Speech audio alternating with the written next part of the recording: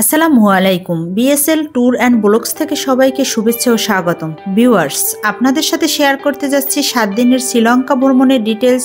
প্রথম পর্বে আমরা কলম্বো থেকে কেন্ডি গিয়ে কোথায় থাকবো, কোন কোন জায়গায় ঘুরবো, সব বিস্তারিত আলোচনা করব।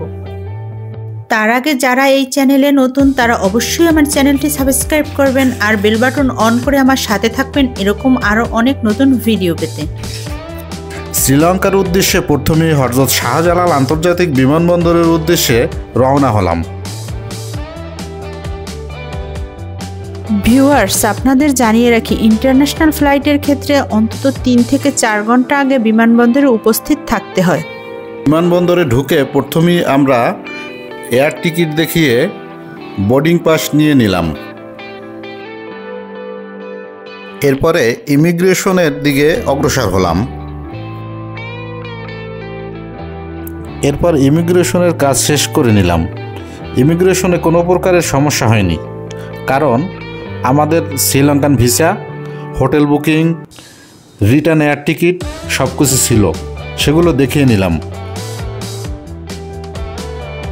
ভিউয়ার্স, আমাদের গন্তব্যে পৌঁছানোর জন্য ইমিগ্রেশন শেষ করে বিমানে ওঠার জন্য নির্ধারিত গেটের দিকে অগ্রসর হতে লাগলাম। ভিউয়ার্স, আপনাদের জানিয়ে রাখি, বাংলাদেশ থেকে 20 থেকে $22 খরচ করে ভিসা নিয়ে শ্রীলঙ্কা গেলে শ্রীলঙ্কান এয়ারপোর্টে কোনো প্রকার সময় লাগে না, না হলে এয়ারপোর্টে নেমে সময় লাগতে পারে। ফাইনালি আমরা বিমানের ভিতরে উঠে গিয়েছি। আমাদের বিমান ছিল ইন্ডিগো এয়ারলাইন্স। বাংলাদেশ থেকে আমাদের গন্তব্য শ্রীলঙ্কা যেতে সময় লাগবে 3 ঘন্টা।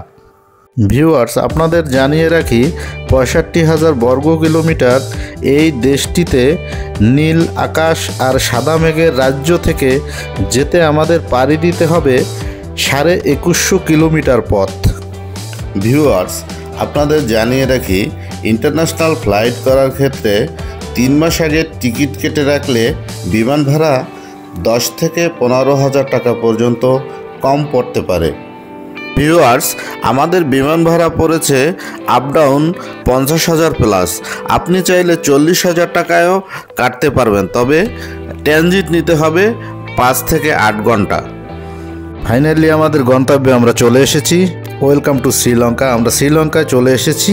এখন আমরা ইমিগ্রেশনের দিকে অগ্রসর হচ্ছি। আমরা ইমিগ্রেশন কমপ্লিট করে তারপর বাকি কাজ সেরে নেব। ইমিগ্রেশন অফিসার খুব সহজেই আমাদের পাসপোর্টে ভিসার স্টিকার, ভিসার সিল দিয়ে দিল। আমাদের কোনো প্রকারের সমস্যা হয়নি। এরপরে আমরা আমাদের লাগেজ নিয়ে নিলাম। লাগেজ নিয়ে আমরা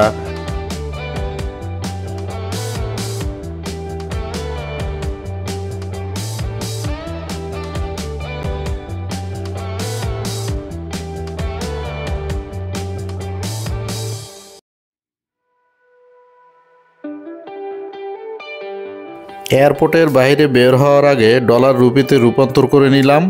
প্রত্যেক ডলারে ওই দিনের রেট অনুযায়ী শ্রীলঙ্কান 303 রুপি পেলাম। এরপরে 20 জিবি ইন্টারনেট সহ 1400 রুপিতে একটি করে সিম নিয়ে নিলাম। আমাদের আগে গাড়ি বুকিং করা ছিল। পার ডেতে সে আমাদের কাছ থেকে $70 করে নেবে। কলম্বো থেকে আমরা এখন কেন্ডির উদ্দেশ্যে রওনা হব। আমাদের কেন্ডি যেতে সময় লাগবে 4 ঘন্টার মতো। ইনশাআল্লাহ আমরা কেন্ডির উদ্দেশ্যে রওনা হয়ে গেলাম।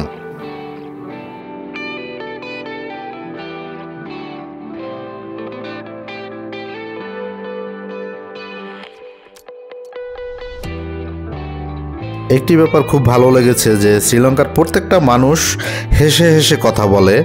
মানুষ, আমরা যে দূর থেকে এসেছি এই মূল্যবোধটা তাদের ভিতরে আছে। খুবই ভালো লেগেছে। 4 ঘন্টা জার্নির পরে, কলম্বো থেকে 4 ঘন্টা জার্নির পরে আমরা চলে আসলাম কেন্দ্রি শহরে। কেন্দ্রি শহরে এসে আমাদের গন্তব্য হোটেল। এই হোটেলে রুম আমরা চেক ইন করলাম।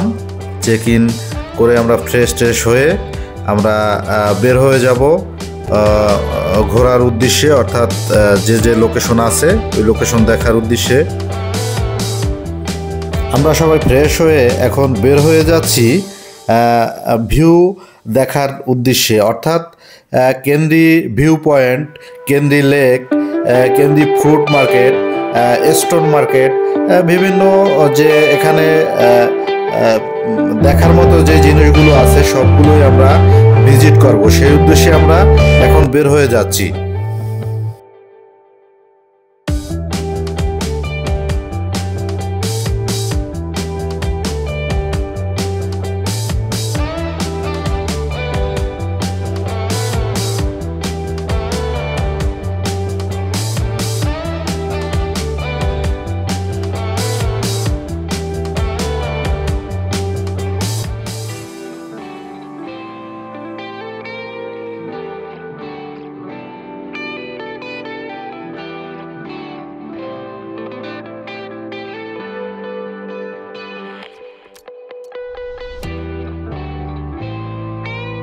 আমরা দুপুরের খাবার দাবার সেরে নিলাম।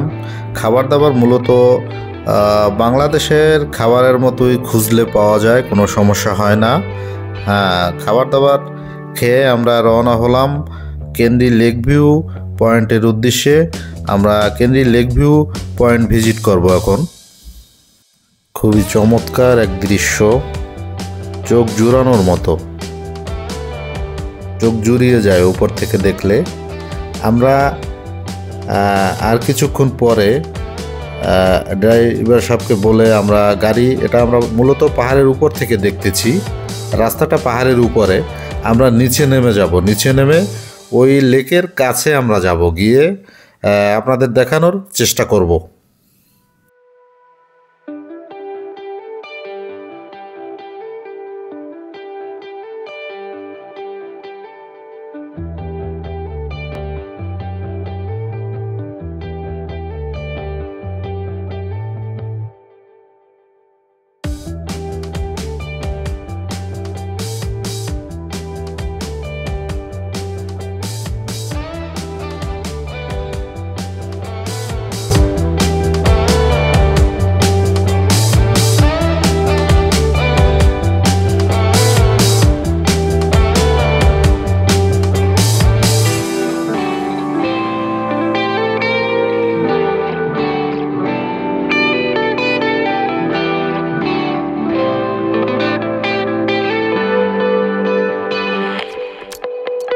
ভিউয়ার্স, আমি এখন আপনাদের নিয়ে যাব কেন্দ্রি লেকের নিচের দিকে, অর্থাৎ আমরা পাহাড়ের ঢাল বেয়ে নিচের দিকে নেমে কেন্দ্রি লেকটার কাছাকাছি গিয়ে উপভোগ করব কেন্দ্রি লেক কেমন দেখায়।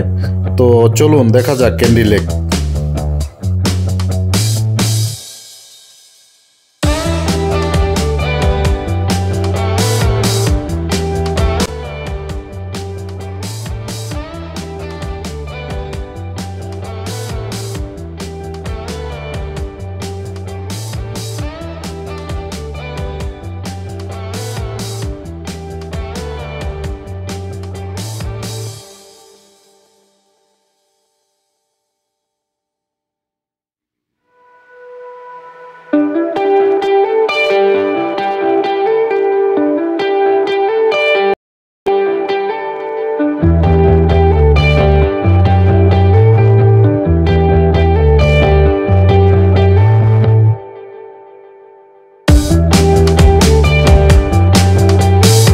লেকের মাঝ বরাবরে একটি দ্বীপের মতো রয়েছে, দেখতে অনেক চমৎকার লাগে।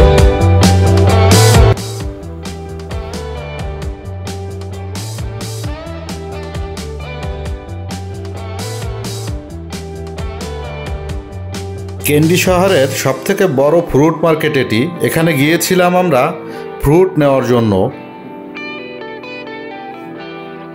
একটা জিনিসই আপনার প্রয়োজন মতো কেনা যায়, এক পিস চাইলে এক পিসও আপনি নিতে পারবেন।